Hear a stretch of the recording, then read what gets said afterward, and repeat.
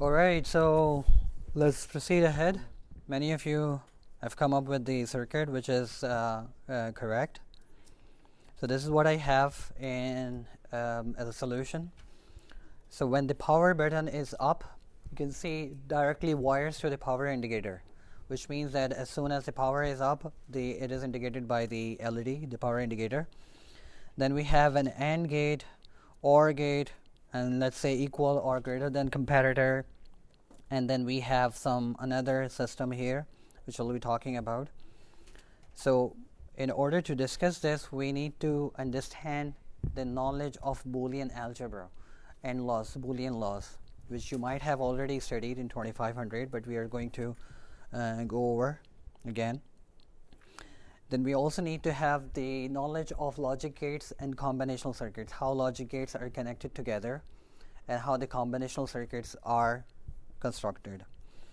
Then we also need to have the information about the number representation, like how the numbers are represented in this like a digital system.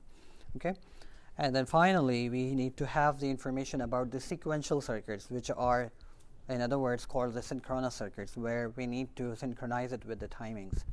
Okay, so all in all, this entire information is supposed to be a prereq of this course, which is not really covered, which is usually offered as a separate course called Digital Logic and Design.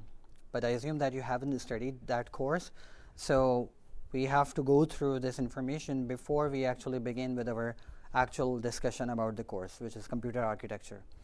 So you can assume that the content's length will be it will be very much lengthy. So we have limited time and a lot of things to cover. If you do not cover this information, these basic things, you won't be able to understand the processor design or the computer architecture. Okay. As I said, usually this is offered as a separate course, but we have to incorporate all this knowledge. Not everything, but whatever is needed to understand, we have to cover this. Okay.